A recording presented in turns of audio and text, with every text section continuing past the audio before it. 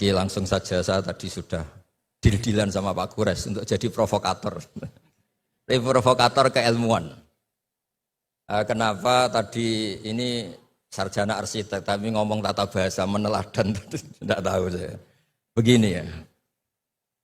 Saya akan bikin mukadimah nanti yang menyempurnakan Pak Kures. Jadi ilmu tafsir itu dimulai dari satu dialog umum. Dialog umum itu bisa perwakilan atau ungkapan atau apa saja. Misalnya begini, ketika ada orang baik itu Allah berjanji wa allawistaqamu alat tariqah la asqainahum ma'an ghadaqah. Kalau mereka benar, perilakunya benar, saya kasih air yang segar. Tentu kalau kita tahu orang berkecukupan air itu tidak cukup segalanya. Tentu kita butuh makan, butuh macam-macam. Tapi Allah hanya menyebut ma'an ghadaqah. Semua mufassir sepakat, kata ma'an ghadaqah ini ibaratun an raghadil ais. Bahwa ini adalah maksudnya adalah hidup yang nyaman, bukan sekedar berkebutuhan apa? Air. Begitu juga beberapa ayat yang warka'u ma'ar raki'in wasjud itu bukan sekedar sholat itu bentuknya ruku atau sujud, tapi sholat yang sempurna, yaitu dimulai dengan takbir, diakhiri dengan apa? Salam. Dan itu akhirnya butuh teladan, yaitu Rasulullah SAW. Kemudian di balik teladan itu ada ilmu diroya. Saya termasuk orang yang baca banyak tentang diroya. Karena korban bulian, jadi ulama itu ya saling membuli, saling mengerjain itu. Jadi suatu saat Nabi Musa itu tanya sama Allah, nggak terima. Memang Nabi Musa ini Nabi paling usil. Untung kita nggak jadi umatnya, kalau jadi umatnya ikut usil. Makanya kalau yang usil itu umatnya Nabi Musa itu, bukan Nabi Muhammad. Nabi Musa itu tanya sama Allah, ya Allah kenapa engkau menjelaskan tentang engkau, ada kata-kata la ta'khudhuhu sinatu wala naum. Bahwa Allah itu Tuhan yang tidak terkena kantuk. Sinah itu kantuk, wala naum dan tidak terkena tidur. Allah tidak jawab, tapi Nabi Musa disuruh megang kaca tipis itu. Pegang, Musa ini jaga.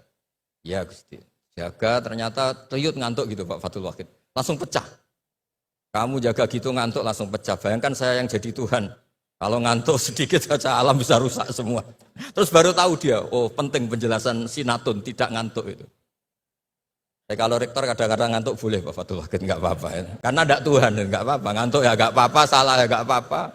Marah ya enggak apa-apa, karena bawahnya enggak berani negur. Yang enggak boleh salah itu anak buah. Saya ini kata pejabat UI itu Dewan Pembina, jadi memang berhak jelas Pak Rektor dalam struktur. Itu kalau pakai struktur UI, kalau pakai struktur ulama lebih boleh lagi. Jadi diroyah itu penting, karena dengan diroyah itu yang disebut Quran datar, itu kemudian punya makna yang luar biasa. Tapi kalau kita tidak punya diroyah, maka kesannya Quran itu nyuwun sewu itu datar. Itu masalah besar bagi kita sebagai peneliti Quran. Makanya kadang-kadang itu butuh, tadi saya bilang sedikit provokatif. Karena diskusinya ulama itu juga dimulai dari provokasi. Sedikit cerita perdebatan ulama yang ekstrim. Mu'tazilah itu berpendapat Allah itu hanya menghendaki kebaikan. Karena Allah itu melarang keburukan. Kalau Allah menghendaki keburukan ini paradok. Bagaimana mungkin melarang tapi menghendaki. Jadi Mu'tazilah bingung kalau ngartikan ayat fayudillu wa mayasa wa yahdi mayasa. Terus kata Imam Sanusi itu pengarang kitab Ummul Barohin. Berdebat begini, kalimatnya begini. Idzan waqa'a fi mulkihi ma la yuridu. Kalau kejelekan itu Allah tidak menghendaki, maka banyak di alam raya ini kejadian yang Allah tidak tahu. Jadi kalau Allah dilapuri, ya Allah di dunia banyak maksiat. Waduh itu di luar kekuasaan saya, itu kan masalah ya. Kadang-kadang jawaban provokatif gini itu bisa menghentikan lawan debat. Tapi kata Izzuddin bin Abdissalam yang punya gelar Sultanul Ulama, kamu jangan benci sama Mu'tazilah di konteks ini karena niatnya itu supaya enggak nisbatus syar'i ilallah. Supaya kejelekan tidak diisnatkan ke Allah, tidak disadarkan ke Allah. Itu juga ajaran Allah, ma'asobaka min hasanatin famin Allah, wa ma'asobaka min sayyatin famin nafs. Tapi ahli sunnah tetap saja berpikir khairihi wa syarrihi min Allah. Nah, tapi enggak boleh ditanyakan ya. Kalau kamu tanya ini tak cap jadi umatnya Nabi Musa, enggak boleh tanya bab qada qadar. Karena panduannya Rasulullah SAW ngendikane idza dzukiral qadar famsiku. Kalau sudah diskusi qadar kamu harus diam. Yang bicara kriminal, pidana. Tapi saya memberi contoh betapa perdebatan dirayah itu penting. Nabi wa Khalilur Rahman Ibrahim itu juga sering debat malah sama Allah, enggak sama Pak Kores atau sama Pak Rektor enggak. Suatu saat Nabi Ibrahim itu mau meninggal, kata malaikat Israel, Ibrahim kamu mau meninggal. Enggak, saya tidak mau meninggal. Kenapa? Karena saya gelarnya Khalilur Rahman, kekasih Allah. Hubungannya apa? Aro'aita khalilan yumitu khalilah. Masa kekasih membunuh yang dikasih ini enggak benar? Malaikat kan enggak biasa debat. Naik Israel, tanya, ya Allah ini logikanya gini, ini gimana ini? Enggak pernah kuliah malaikat, enggak bisa debat malaikat.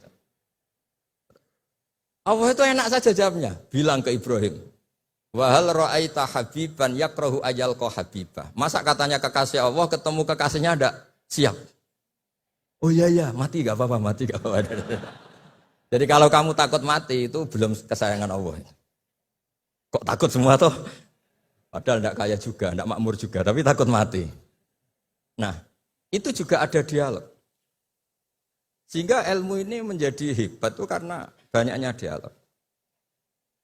Yang terakhir, saya ini Sohibul Bait, jadi nanti Pak Kures yang ngetikan. Ya, saya hanya provokasi supaya nanti Pak Kures pakai ilmu yang kelas A.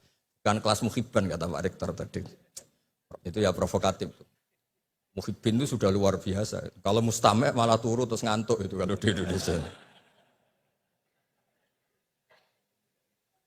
Muhibbin itu sudah luar biasa. Ada sekian debat-debat yang misalnya begini di tafsir Tobari. Kita sebagai penekun fikih, saya ini sedang hormati jenengan, bu penekun bondak pokoknya kita ini penekun fikih. Itu yang namanya qashar sholat itu ya sholat rubaiyah dikosor menjadi sunaiyah, duhur menjadi 2, asar menjadi 2. Ya jangan ngosor maghrib jadi 1,5. Juga ngosor subuh menjadi apa? 1. Yang boleh dikosor itu yang sholat apa? Rubaiyah yang jumlahnya 4. Ini kalau nggak diajari ini bahaya ini. Sudah pakai nama Islam terus ngosor sholat maghrib bisa repot. Tapi Imam Tobari ngendikan, apapun hebatnya mufassir itu dia terjebak oleh mindset fikihnya. Karena dia fikih ya qashar itu qasrus sholat itu ya 4 menjadi 2. Tapi kata Imam Tobari dalam tafsirnya ini umut tafasir. Nanti Pak Kures bisa menjelaskan. Nggak ada tafsir kecuali nginduk kitab namanya tafsir Tobari, umut tafasir. Itu digelari lam yu'allaf fil Islam misluh. Nggak ada karangan sehebat tafsir Tobari. Kecuali Al-Misbah. Tenang Mawan. Tenang Mawan ini. Ini Mbak Caca agak terima. Saya ini kan Mbak Naswa agak terima itu. Melihat saya sama abahnya terus. Ya kecuali. Nggak apa-apa. Sudah ini tamu harus dihormati. Sudah kecuali. Saya rileks saja. Falaisa 'alaikum junahun an taqsuru minas shalah in khiftum ayyaftinakumul ladina. Itu kata Imam Tobari, qasrus salat menjadikan salat 4 menjadi 2 itu ya bagian dari qasrus salat, tapi qasrus salat itu bisa yang pernah wajib menjadi tidak wajib. Misalnya salat itu wajib menghadap ke kiblat, gara-gara kondisi darurat tidak wajib menghadap apa? Kiblat. Salat normalnya enggak boleh gerak di atas 3 kali, tapi gara-gara kondisi darurat boleh gerak di atas 3 kali. Itu juga qasrus salat. Menjadikan yang wajib menjadi tidak wajib, yang pantangan menjadi boleh. Sehingga pesannya Mbah Mun, guru saya Kiai Maimun, juga pesannya Bapak, tafsir biarkan tetap tafsir, jangan mengganti kalimatun jami'ah atau lafdun jama' yang ada di Quran. Karena kalau tafsir membentuk nanti menjadi mudhoyik, mempersempit makna Quran. Coba kalau sampean belajar tafsir ya ayuhan nas mesti ya ahla Makkah. Budu robbakum. Nah, kalau nuruti tafsir kan, oh ini perintah ke ahli Mekah, saya kan orang Indonesia. Bisa masalah itu. Misalnya tahajud, wa minal laili fatahajjat bi. Fatahajjat ya Muhammad ya Rasulullah. Saya kan tidak Nabi Muhammad, berarti enggak kena perintah itu. Masalah besar itu. Jadi memang tafsir itu harus, tadi saya sudah matur Pak Kures, di pondok itu jarang orang nulis tafsir. Karena sudah diancam man fasarul Quran bi ra'yihi falyatabawa maq'adahu minan nar. Jadi nulis tafsir itu ya kayak pesen tiket, nggak usah diteruskan. Nah yang masalah itu biroihi, kebetulan Pak Kures baca banyak, saya juga baca banyak. Pak Fatul Wahid karena ingin naik kelas ya baca banyak, nanti setelah nggak rektor ngiyai lagi Pak Wahid ini. Karena kecilnya tuh ngaji di bawah saya di Kudus, di Mu'awanah. Saya tidak tahu kok jadi rektor. Gak tahu, makanya dia tadi dalil-dalil kayak wong pinter gitu kan. Saya juga heran. Masa di depan Pak Kures, di depan saya tetap dalil itu luar biasa. Hebat itu, hebat. Luar biasa itu. Pokoknya hebat. Anda harus bangga punya rektor seperti ini, harus bangga. Ya gitu saja. Wassalamualaikum warahmatullahi wabarakatuh. Baik, terima kasih Gus Bah. Mohon maaf Gus Bah, dalilnya kalau salah tadi. Selanjutnya kami mohonkan Prof. Kures untuk meneruskan ngaji barengnya. Ya, dipersilakan Prof. Kures ya.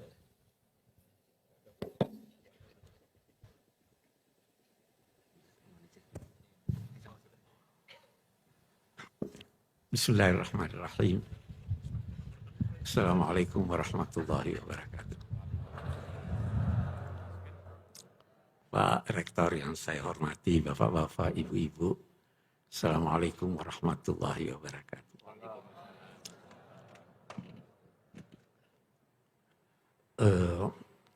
Saya tidak bisa seindah Gus Baha. Ini lain. Tapi baiklah. Tadi kita disampaikan makna dari judul kita. Memahami Al-Quran dengan meneladan. Tidak pakai ini. Bagus. Saya juga waktu pertama lihat surat itu, saya bilang ini pasti kurang I. Baru saya tahu sekarang, oh memang disengaja I-nya dibuang. Tapi waktu saya renung-renung itu, saya ingin balik. Kalau di sini memahami Al-Quran dengan meneladani Rasulullah, bisakah kita berkata meneladani Rasulullah itu harus memahami Al-Quran? Karena kalau Anda tidak paham Al-Quran, Anda tidak bisa meneladani Rasulullah. Jadi lari di tafsir.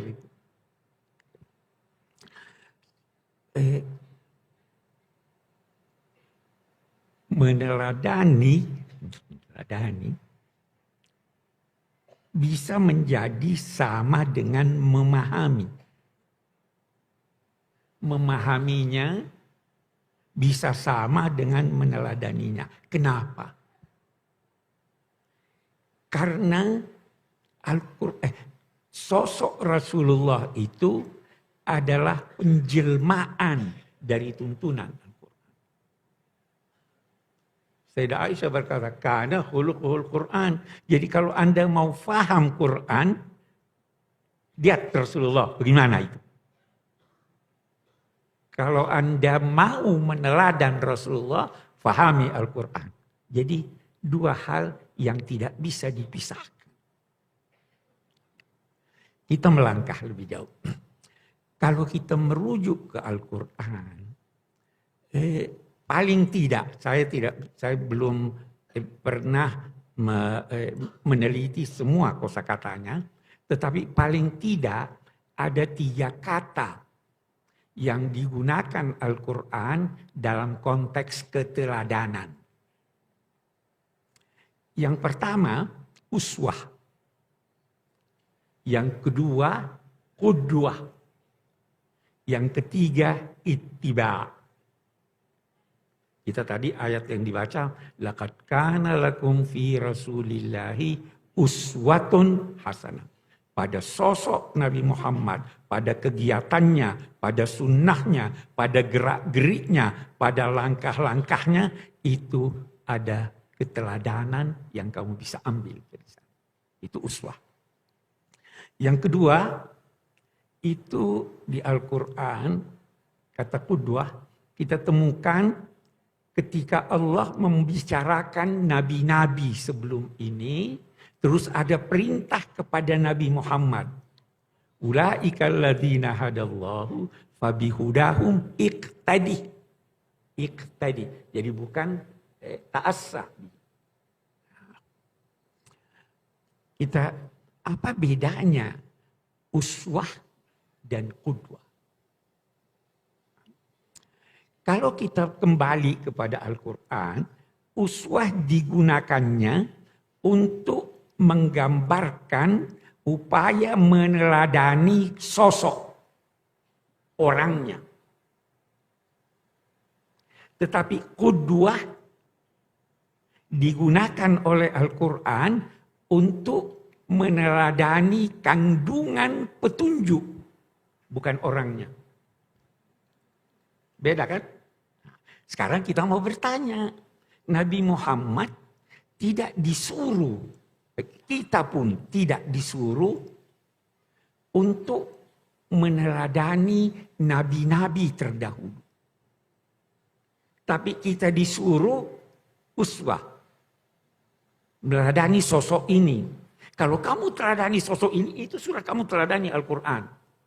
Nabi Muhammad itu nabi-nabi hebat-hebat. Tapi ada dia punya kegiatan, ada dia punya sikap yang jangan teladani itu.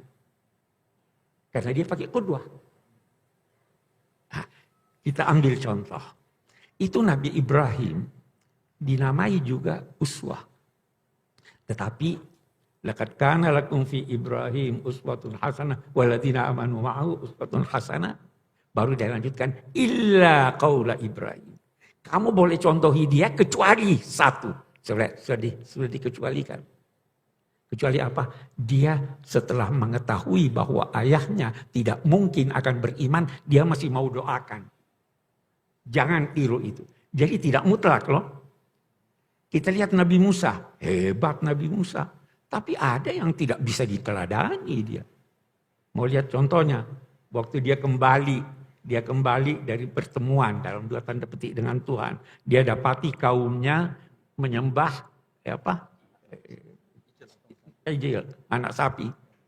Dia marah, dia lempar itu al-alwah, dia tarik rambutnya saudaranya. Itu perlu diteladani atau tidak? Tidak. Dia katakan khutbah. Nabi Yunus. Nah, kita lihat sekarang, kita disuruh tidak usah banyak masalah. Semua yang ada dipraktekkan oleh Nabi Muhammad, silahkan contoh. Itu sebelum kita jauh, kita pahami. Yang ketiga, ittabi'u. Apa itu? Ayatnya tunggu dulu. Fa'aminu bihi wattabi'uhu.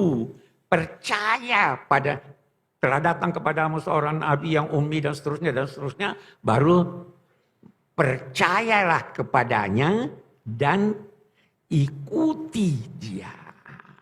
Hanya saja kita lihat ittabi'u itu beda dengan tabi'ah, itu beda dengan ittaba'ah. Kalau tabi'ah mengikuti, Anda bisa berkata, bayangan saya mengikuti saya. Tapi kalau ittaba'ah, itu bersungguh-sungguh kamu mengikuti. Kenapa bersungguh-sungguh ya Allah? Bersungguh-sungguh mengikuti. Sebelum bersungguh-sungguh mengikuti, kamu harus bersungguh-sungguh memahami apa yang dikerjakan oleh Nabi Muhammad, baru kamu ikuti.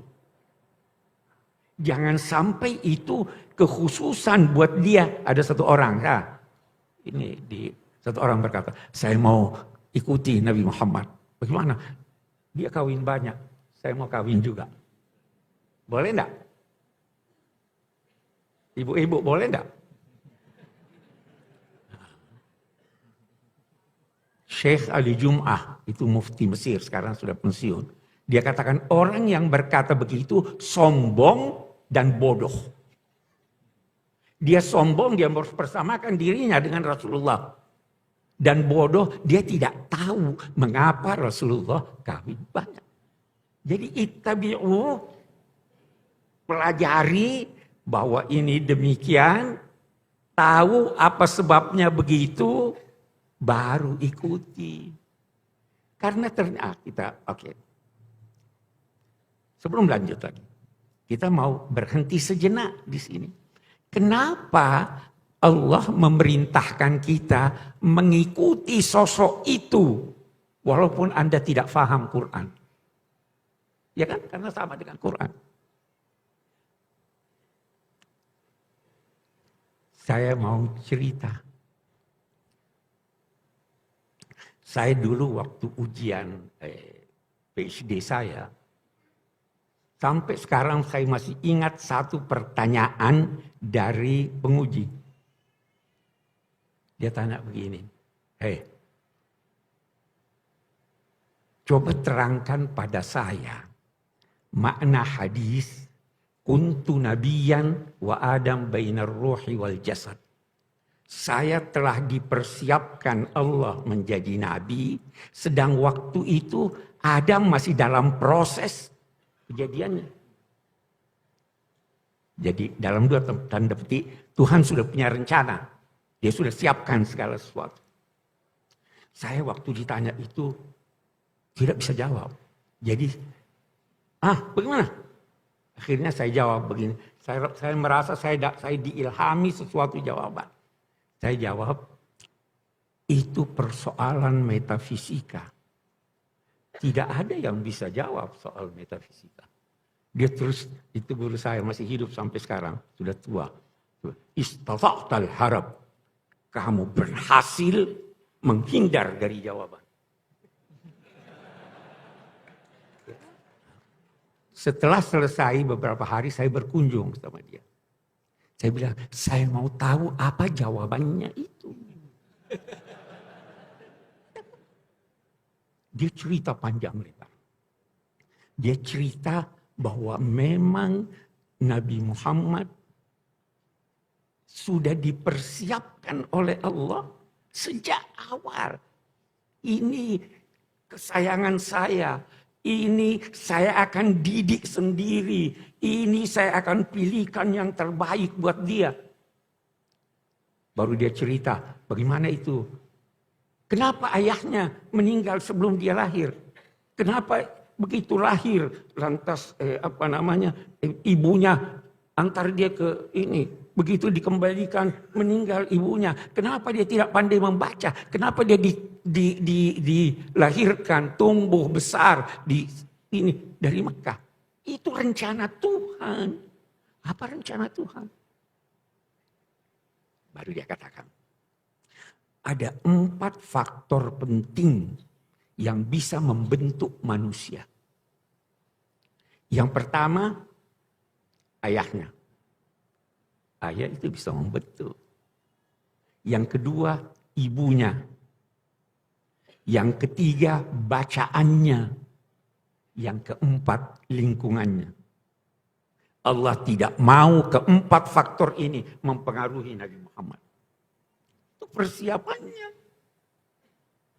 Jadi, meninggal ayahnya setelah selesai tugasnya membuai, ambil kamu tidak ada tugas lagi. Ibunya begitu ini, kasih yang lain. Tidak ada pengaruh ibu. Itu. Jadi dia ingin mendidik. Itu sebabnya Nabi bersabda, Adabani Rabbi fa ahsana ta'dib. Tuhan yang mendidik saya. Lulus ujian, oh ini sudah lulus nih. Teladani aja dia. Tidak baca Quran, tidak mendalam pengetahuan tentang Al-Quran.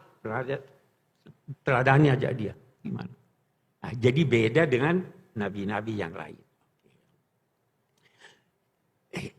Pendidikan Tuhan terhadap Nabi Muhammad itu jelas sekali kalau Anda baca Quran. Ditegur, walau sudah baik. Karena dia harus memberikan yang terbaik. Baca itu. Sedang duduk, bertemu dengan tokoh-tokoh kaum musyrik Mekah, datang Abdullah bin Maktum, teriak, Nabi Muhammad, jangan, tidak begitu.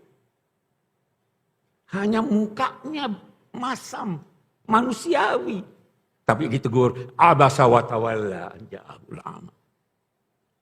Datang orang-orang munafik, minta izin, wahai Nabi, saya tidak bisa ikut perang. Nabi berkata, tidak usah, ditegur. 5 adzinta lahum hatta yatabayyana. Kenapa kamu izinkan dia pergi sebelum kamu buktikan bahwa kamu bohong? Ini. Hubungan dengan istri mengalah dalam apa sih istilahnya itu Gus Pak? Jadi Nabi ini pergi ke rumah salah seorang istrinya, agak lama di sana, dikasih madu.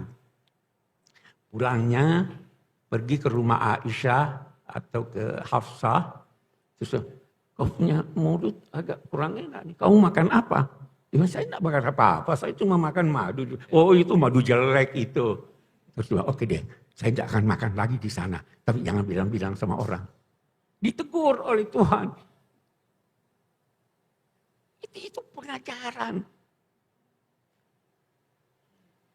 Jadi dibentuk. Teladani. Oke, itu sebabnya laqad kana lakum fi Rasulillahi uswatun hasanah.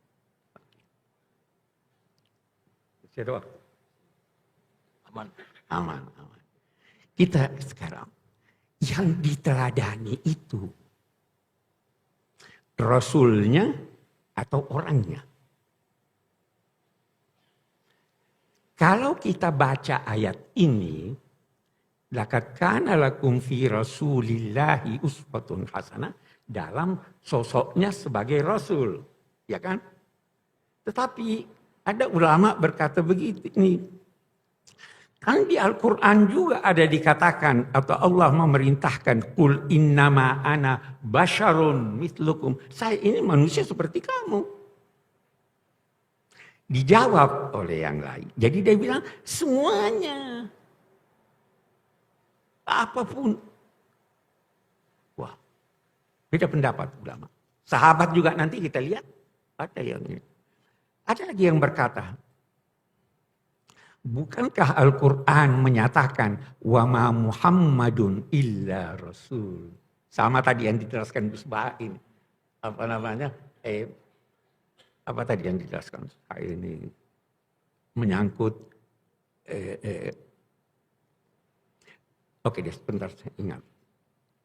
Saya bisa berkata mencela orang, siapa sih? Itu kan dia cuma pegawai rendah. Dia di samping pegawai rendah ada tugasnya yang lain. Bisa juga saya puji. Oh dia itu tidak lain kecuali penyair untuk menunjukkan hebatnya dia. Walaupun sebenarnya itu istilahnya dalam ilmu bahasa qasr idhafi. Yang penting beda pendapat ulama yang kita teladani itu dalam konteks kerasulannya ataukah dia sebagai manusia. Ada sahabat Nabi, pokoknya apa yang dilakukan Nabi Muhammad, kalau dia bisa lakukan dia. Nabi Muhammad pakai baju apa? Oh baju warna kuning, pakai warna kuning. Pakai sendal apa? Dia ikuti itu Abdullah bin Umar begitu. Oh dia ke masjid lewat jalan itu, dia sebenarnya rumahnya bisa langsung ke masjid sana. Tapi karena Nabi Muhammad lewat sana, ini ada yang katakan kita harus lihat ada dalam kedudukan sebagai Rasul, ada dalam kedudukan sebagai manusia seperti kita.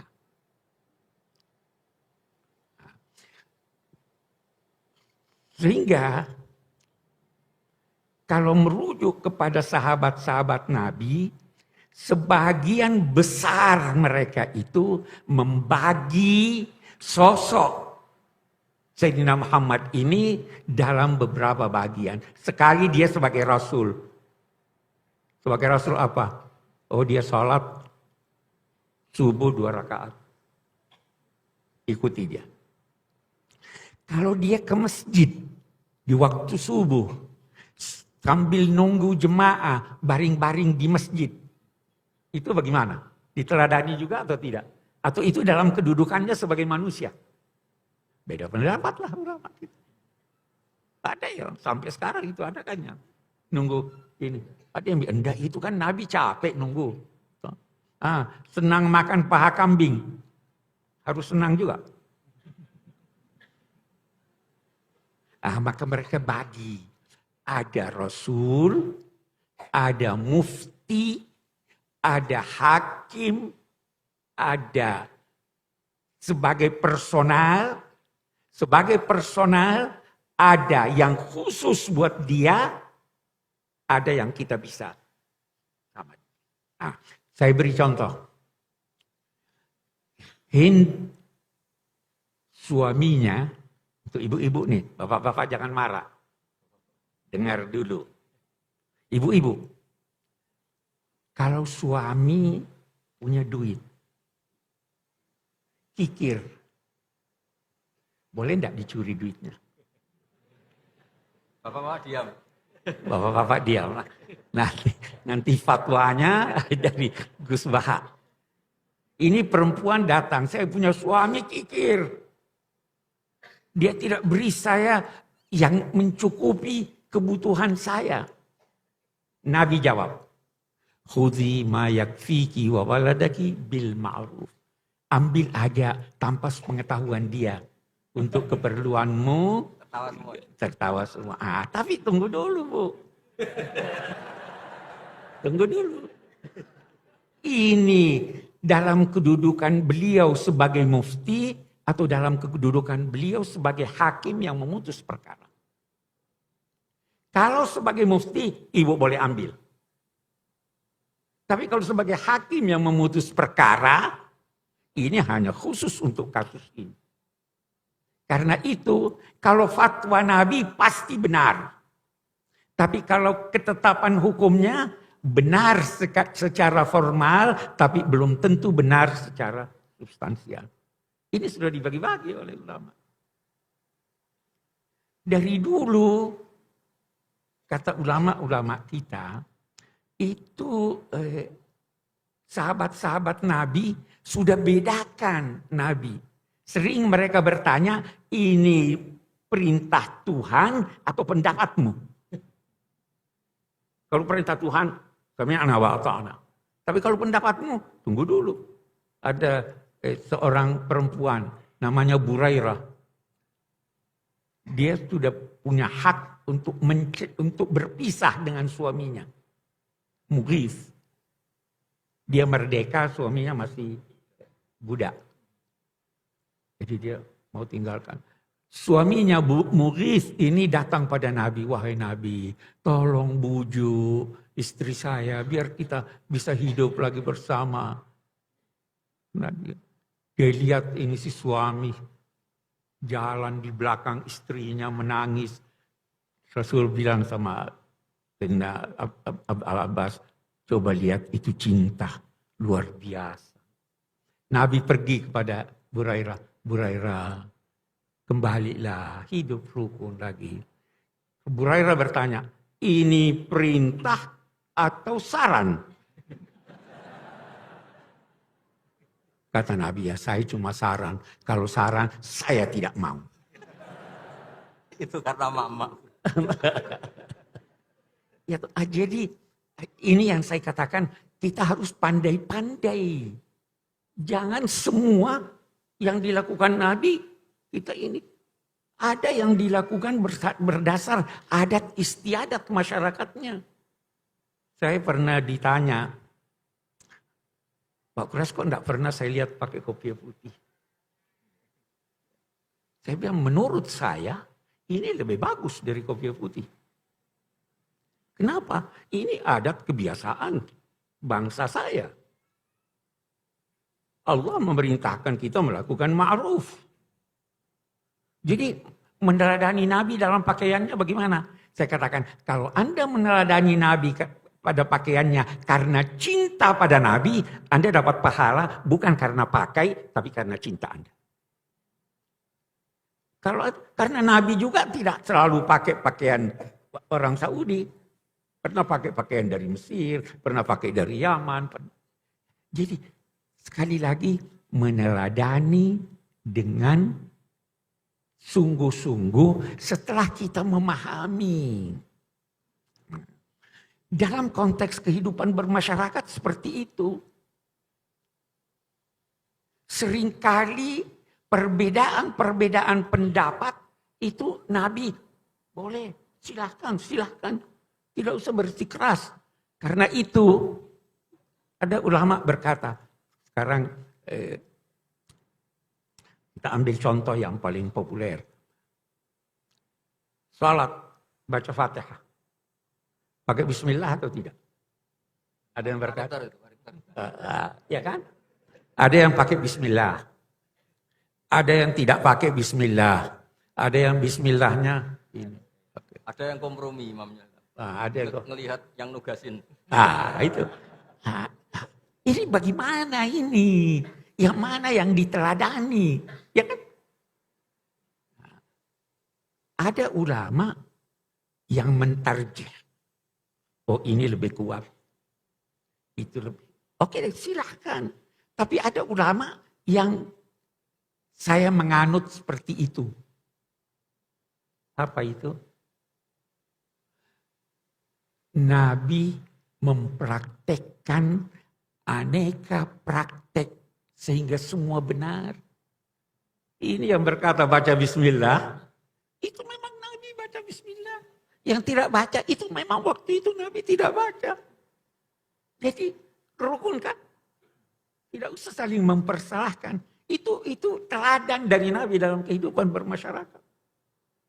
Bagaimana teladan dari Nabi dalam kehidupan masyarakat plural?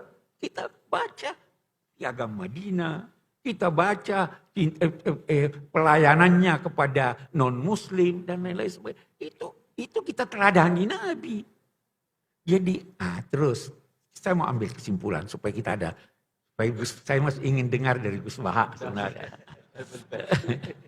Saya ingin ambil kesimpulan. Anda mau teladani Nabi? Banyak sekali.